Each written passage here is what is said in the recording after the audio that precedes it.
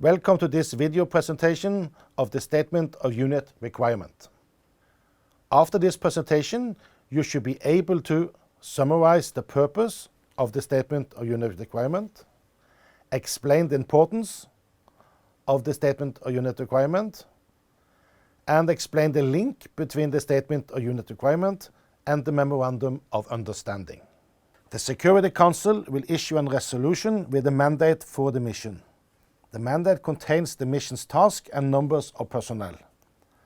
Prior to the Security Council's resolution, there will be a lot of diplomacy between the government of the conflict country. The United Nations Secretariat supports the Security Council with development of different alternatives of the mission concept and the military police concept for a possible new United Nations mission. After the Security Council resolution with the mandate is adopted, the Secretariat will finalize the Statement of Force Requirement, the Statement of Unit Requirement, and the Rules of Engagement.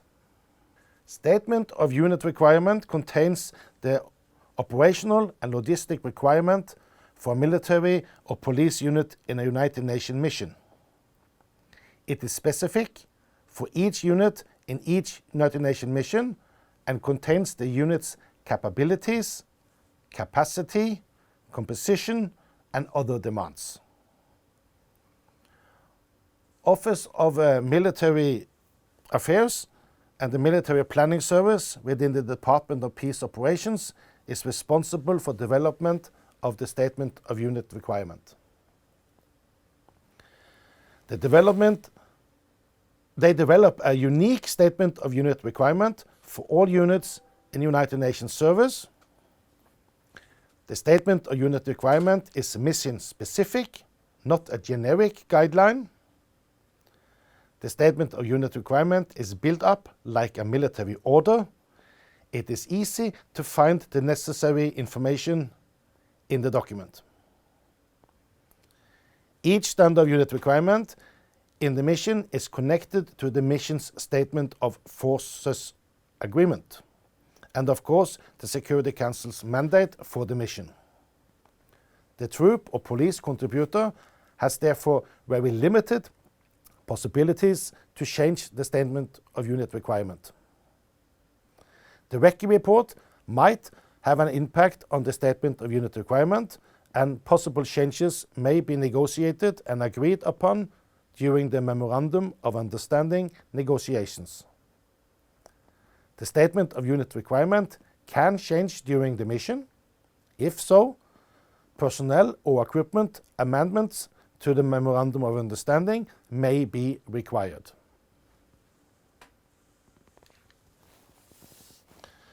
As you now understand, the Statement of Unit Requirement is a very important document in the planning for a United Nations deployment. Maybe the most important document from an operational point of view. It outlines the type of unit and locations in the mission. It will also give information regarding how many temporary operation bases the unit should be able to operate. It outlines the unit's mission, the unit's task, capacities and capabilities, the unit's organization, personnel requirement, major equipment requirement, and self-sustainment requirement. The Statement of Unit Requirement and the guidelines for formed units will give the troop or police contributor a good understanding of all logistics aspects of the mission. As mentioned earlier, there are some related and important standalone documents that always should be read in conjunction with each other. Guidelines for formed units from police and the troop contributor countries contain general information about the operational, administrative, and logical and financial aspects of the deployment, support, and operations of formed units in a peacekeeping operation. The TPCC guidelines focus on the troop police contributors' preparations and deployment. The Statement of Unit Requirement, as we know now, contains the operational and logistic requirement for police or military units in a United Nations mission, the Medical Support Manual, a standard reference document on medical support aspects of the United Nations peacekeeping operations and political missions in the field.